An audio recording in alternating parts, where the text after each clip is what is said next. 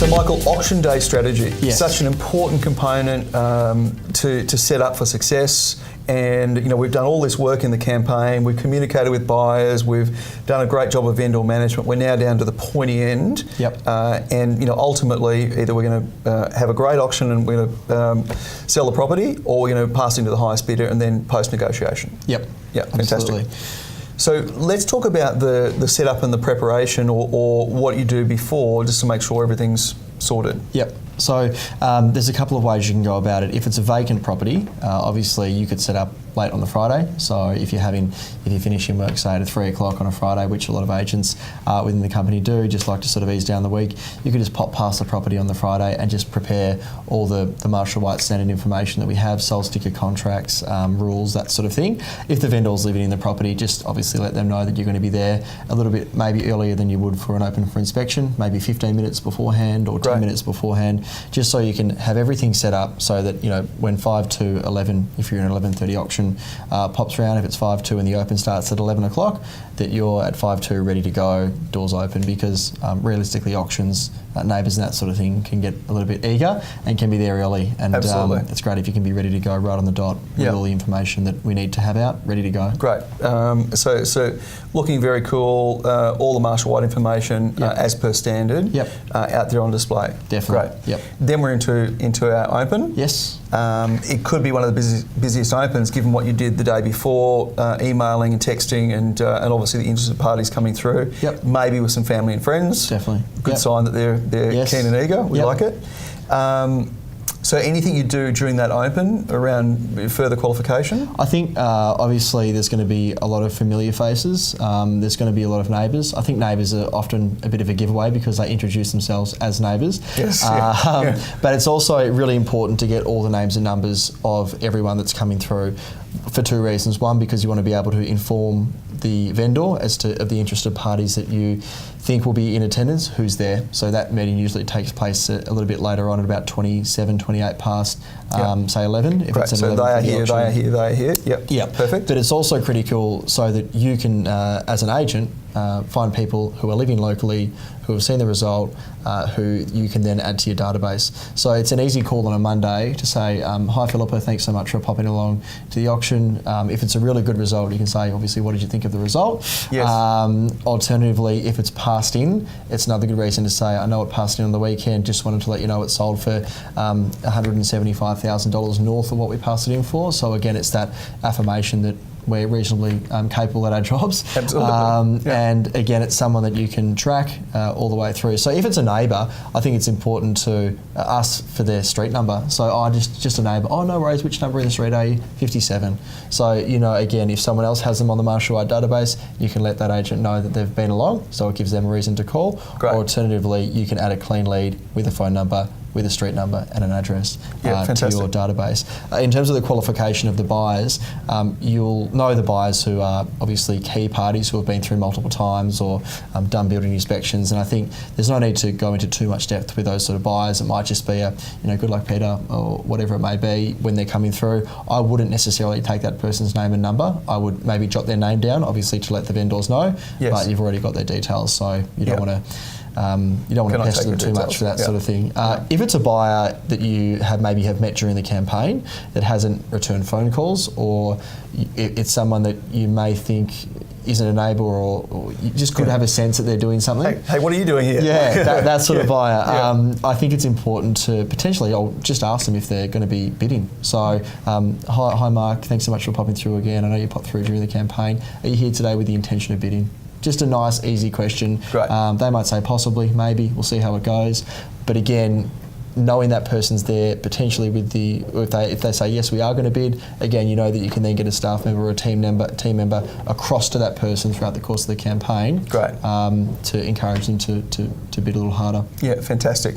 So that pre-open, there's some great work that you're doing there, either to give the bidders that are going to be strong, that nice little zap of energy, good luck today and so on. Correct. And secondly, someone that is a little bit random, you weren't expecting them, the wild card, finding out where they're at. and making sure that we can then position a team member with them to help them in the process. Yep, absolutely. Yeah, great. It works well. Excellent. So we've had the open, we've done that qualification, we're now having conversation with the vendor? Yes. Yep. Yep. So no doubt during your, vendor meeting during the week, you will have instructed them to come back at about 26, 27, 28 past. We usually get them to stand a few doors up, go up and have a chat to them up there, say, come on in. They then go inside the property, and then we get everyone out the front of the property or at the back of the property, depending where you're going to do the auction. So let's just call it the front for the sake of the exercise. Once they're out, we just give the vendors a rundown as to who's there. So the Jones, the Lees and the Smiths are all here, which is great. We anticipated that they were going to be here. Such and such hasn't turned up. Yeah, whoever it may be. And be honest with them, if there's a buyer that's not there, that you don't or that you expected to be there, just let them know that that person's not there. They may be coming. They may come. They may be at the front now. They may have popped along late, but we haven't seen them yet. And again, if there's a wild card in there, I'd certainly mention. Just say, look, Paul Johnson's here. He came through once throughout the course of the campaign. He's indicated he may bid, but he may also just be looking. So I wouldn't want to get their hopes up too much about that. Yes. In the case that that person didn't bid, I'll then get effectively a reserve price for them, or a price where if we've got some momentum where we can put it onto the market. Then I'll have a chat with the team. So, as a minimum, we want at least 3 to 4 team members there. 5 would be great if we can have that sort of number of people there in attendance. I'm then having a chat with them. So there might be a managing agent who's involved. The team might be managing it, and I might be auctioning it. But it's a matter of indicating to those agents who the best buyers are to be standing with and encouraging. Some buyers are very different in terms of how much help they would like at an auction. Some buyers have it, written across their forehead, "Get away from me." Yes. I know what I'm doing. And other buyers, at the same time, need that assistance, need that reassurance. And whether you're standing next to a buyer or next to a neighbour, the important thing is that the agents aren't standing next to the auctioneer, because that's definitely not the Marshall White way, and not congregating together. So spread yourselves out amongst the crowd. Yeah, great.